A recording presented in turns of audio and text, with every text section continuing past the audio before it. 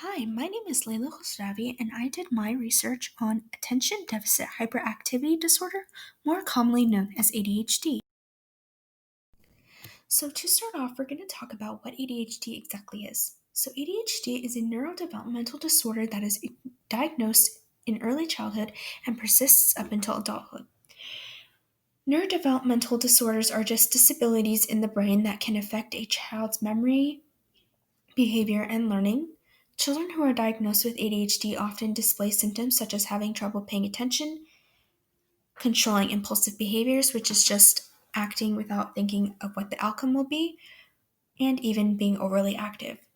Sometimes doctors do tell parents that it is normal for children to have trouble focusing or behaving properly, and they let them know that some children do eventually grow out of it, but those who are diagnosed with ADHD do not grow out of their symptoms. As someone with ADHD ages, symptoms will become much more severe. So, for example, in adults, they often display extreme restlessness. And although ADHD is commonly diagnosed among children, ADHD symptoms are not always apparent in a child, and it can be difficult for physicians to make observations if a child does have ADHD. So, this makes it extremely important for parents and educators to be on the lookout for certain symptoms to see if a child has ADHD in order for them to get proper care. The next thing we're going to talk about are the different types of ADHD. After doing research, I found that there are three main types of ADHD. The first type is predominantly inattentive presentation. This form of ADHD can make it hard for a child or individual to follow instructions, finish tasks, and they often get easily distracted. The second type is predominantly hyperactive impulsive presentation. This is where an individual is highly impulsive, tends to fidget a lot, and even talks too much. And the final type of ADHD is a combined presentation where symptoms from the first two types are equally present in an individual. Next, we're going to talk about the causes of ADHD. So, ADHD can be caused by many of the following factors. The first one is brain injuries. This is where certain areas of the brain become damaged and make it difficult for the individual to use their normal functions. The second factor is low birth weight. Having low birth weight is commonly known to cause serious health problems in babies, and for this case, it is ADHD. The third factor is substance use during pregnancy. I found a study that reported the odds of ADHD being higher in those children whose mothers smoked during pregnancy versus those children who did not. So, smoking during pregnancy increases a fetus's chances of developing ADHD. The fourth is exposure to environmental toxins during pregnancy. So, the main toxin that was found to negatively affect a fetus was lead. And one study found the exposure of lead in animals, and those animals were more aggressive, agitated, and more distracted by irrelevant stimuli. They were also less able to inhibit inappropriate responses. So, those factors in dogs are common symptoms are commonly correlated to the symptoms of ADHD. And the final factor is genes. Some recent molecular genetic studies have identified two polymorphisms in the dopamine transmitter and the dopamine receptor genes that can influence the risk of ADHD. Now we're going to talk about some treatment and prevention methods that can be used for ADHD. The first is primary prevention. This can help reduce the risk of a child developing ADHD during pregnancy. So, for primary prevention for ADHD, there are programs that promote maternal health during pregnancy, such as warnings against alcohol and cigarette use. There are also initiatives to reducing environmental toxins such as lead and mercury. The second is primary prevention.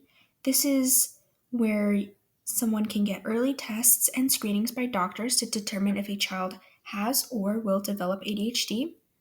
Parents and educators can also be on the lookout for certain symptoms in children to see if they have ADHD as well. The third is tertiary prevention. This is where individuals are prescribed with medications such as stimulants and non-stimulants, and individuals can also receive psychotherapy to help with their behavior and interaction with others. Overall, each individual will differ in the treatments they receive and what works best to help deal with their ADHD. I found something that showed that a test was done on individuals receiving different treatments, and they found that the group that was treated with both behavior therapy and medication had the same decrement in ADHD as the group that was just treated with the ADHD medication alone. So this all just revolves around what works best for each individual. Now, going into the epidemiology of ADHD, I included an image where it shows the prevalence of ADHD amongst different age groups, as well as which form of ADHD is most common within those age groups. So we can see the youngest group is most commonly diagnosed with predominantly hyperactive impulsive ADHD, and as individuals tend to get older, they are more likely to have predominantly inattentive ADHD. We can see that within all the age groups, it is not common for many individuals to have a combined form of ADHD.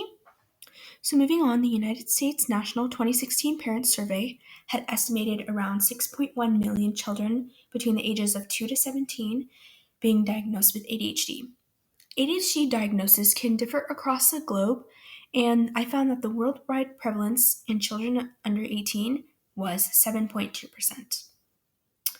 The CDC also states that boys are more likely to become diagnosed with ADHD rather than girls. I found an article that stated that differences in ADHD according to sex may be because boys tend to display more disruptive behavior rather than girls. There are also some racial disparities of ADHD. I found that African Americans, Hispanics, and children of other races and ethnicities were 69% lower than whites. I also found that the overall mortality rate of ADHD is 5.5 per 10,000 people, and that those without ADHD have a rate 2.21 higher. People with ADHD also have a higher chance of premature death. I then looked into ADHD as an economic factor in public health.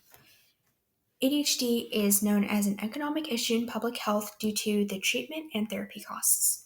So, a study found the economic impact of ADHD in children and adolescents. They estimated that the cost per individual was around 14,576. Although many individuals do have insurance to help cover some costs, they are still left with outrageous deductibles to pay and other fees that don't always get covered by insurance companies.